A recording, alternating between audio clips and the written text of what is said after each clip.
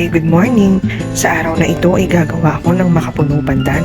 Hindi kasi buko ang ginamit ko, kundi makapuno. Dala pa ito ni Mama galing Quezon. Ang tagal ko na ngang naitabi itong ibang sangkap ng buko pandan. Pero ang ending, para sa makapuno pandan pala ito. Bagong pitas pa nga raw ito sa puno dahil sariling tanim nila ito. 10 pieces pa nga ang gustong ipadala kay Mama pauwi dito sa Pampanga. Pero di kasi kakayanin buhati ni Mama dahil nag-commute lang siya. May mga pinadala din kasing saging sa kanya. At nang matapos ko nang maimekos-mekos, char, eto at isinalin ko na sa lalagyan. Itong ginamit kong lalagyan, cake ang dating pinaglagyan nito. Anyway, ang dami din palang nagawa. Ang sabi nga ni ate, pwede daw namin ibenta. Pero dahil favorite namin ito, baka mamaya lang makalahati na namin.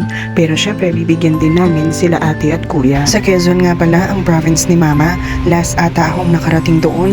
Grade school pa ako, kaya sana pag uuwi ulit si Mama, makasama kaming lahat.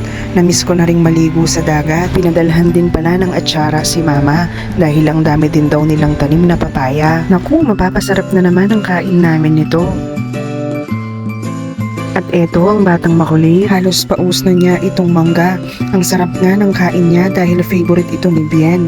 Sakto pa naman, super tumis pa nitong mangga.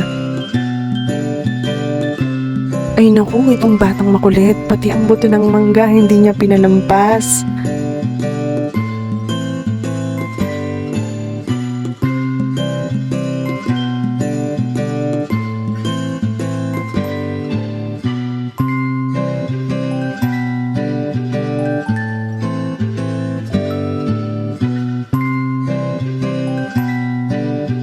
At nang kinahaponan na, nagyaya na si Bien sa labas. Marunong na rin tumiming ang batang makulit. Basta pag napansin niyang medyo malilim na ang itsura sa labas, dito sa may bintana namin, ay hihilahin na niya ang kamay ko. At shoes siya ng shoes. Yun pala, mag-slippers na raw siya dahil lalabas na kami. Eto at napaka-hyper nga niya at takbo siya ng takbo. Mga ganitong tamang tambay lang sa labas, ay tuwang-tuwa na itong batang makulit.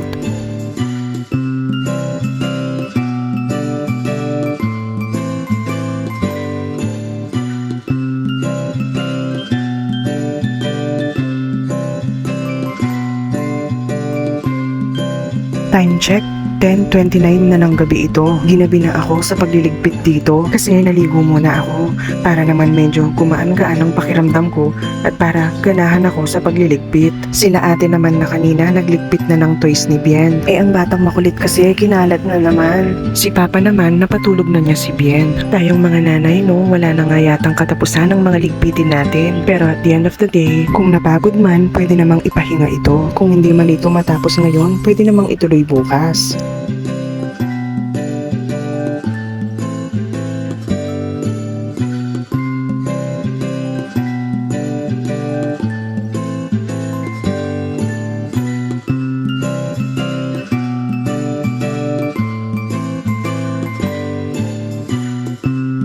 At bago matapos ang vlog na to, may naisipan na naman akong i-DIY. Pero sa next vlog ko na lang ipapakita. At hanggang dyan na lang muna. Bye!